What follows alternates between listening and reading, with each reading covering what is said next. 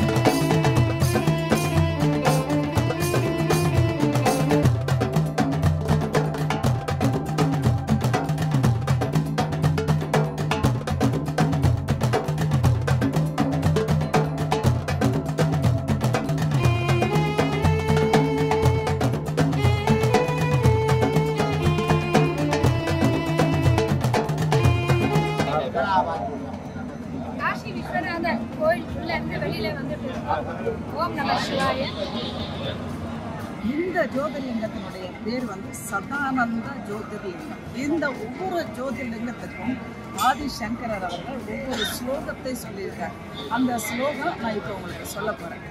சதானந்தம் ஆனந்தவனே வசந்தம் ஆனந்த கந்தம் ஹதபாப பிரந்தம் வாராணசி நாதம் அநாத நாதம் ஸ்ரீ விஸ்வநாதம் சரணம் பிரபதி. இந்த ஸ்லோகத்தினுடைய அர்த்தம் என்ன அப்படின்னா, ஆனந்தவனம் வாரணாசி என்னும் பெயர் கொண்ட காசி நகரத்திலே பாபங்கள் ஒழிப்பவராகவும் மகிழ்ச்சிக்கு மூல காரணமாகவும் ஆதரவற்றவர்களுக்கெல்லாம் ஆதரவு கொடுப்பவராகவும் நம்மை காப்பவருமான இன்பமயமான ஸ்ரீ விஸ்வநாதரை தஞ்சமடைவோம். இதுதான் அந்த ஸ்லோகத்தினுடைய பொருள். ஓம் நம சிவாய. தமிழகத்தை சேர்ந்த நாட்டுக்கோட்டைன்னு சொல்லுவாங்க, அதாவது நம்ம காரைக்குடி சைடு. அங்க இருக்கிற அந்த நகரத்தாரால் 1813 முதல் இன்னைக்கு வரைக்கும் காசி விஸ்வநாதருக்கு நாள்தோறும் 3 வேளை பூஜை நடத்தப்படுகிறது. அதாவது ஒரு வார்த்தை சொல்லுவாங்க, என்னன்னா எது தவறுனாலும் இதை மட்டும் நிறுத்த மாட்டோம். அதே மாதிரி தான் நம்ம என்ன பசியாக இருந்தாலும் சாப்பிட்றத நிப்பாட்டுவோமா, அது மாதிரி இன்னைக்கு வரைக்கும் இந்த பஞ்சாப் மெயிலே வந்து கேன்சல் ஆனாலும் சரி, ஆனால் இந்த நகரத்தார் வந்து சம்போ நேரம் தவறுவதில்லை என்ற ஒரு பழமொழியே இருக்கு. கொரோனா காலத்திலயும் சரி, மற்ற எந்த விதமான இயற்கை வந்து இங்க சேதப்படுத்தும் போதும் சரி, ஒரு நாள் கூட அந்த ஆரத்திக்கு உண்டான பூஜைகள் இந்த கோயிலுக்கு வர்றது நிறுத்தவே இல்லையாமா.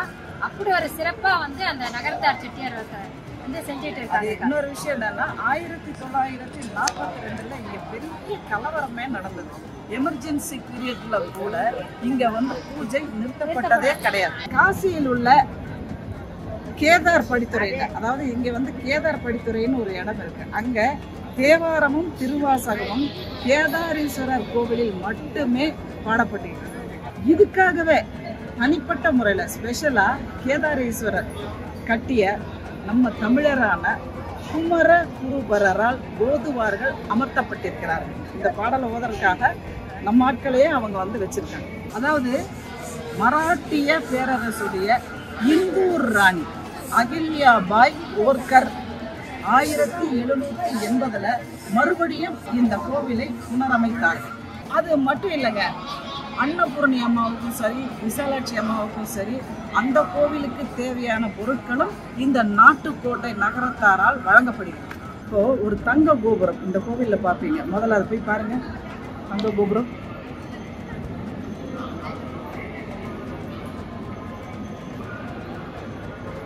இந்த கோபுரம் வந்து எப்ப தெரியுமா கட்டப்பட்டது? 1835 பஞ்சாப் மன்னன் மகாராஜ் ரஞ்சித் சிங் அவர் வந்து 1 டன் தங்கத்தை இந்த ஆலயத்திற்கு பரிசாக கொடுத்தார். இதை வச்சுதான் இந்த விமானம் தங்க முலாம் பூசப்பட்டது.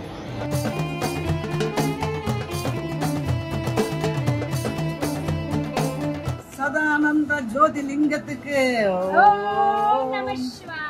ஜோதிர்லிங்கத்துக்கு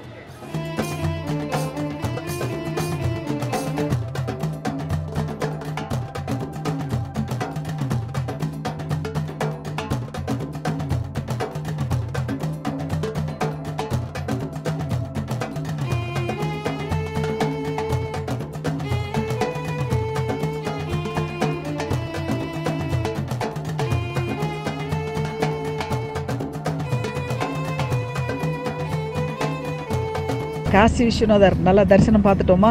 சரி, அடுத்தது என்ன பார்க்க போகிறோம் தெரியுமா?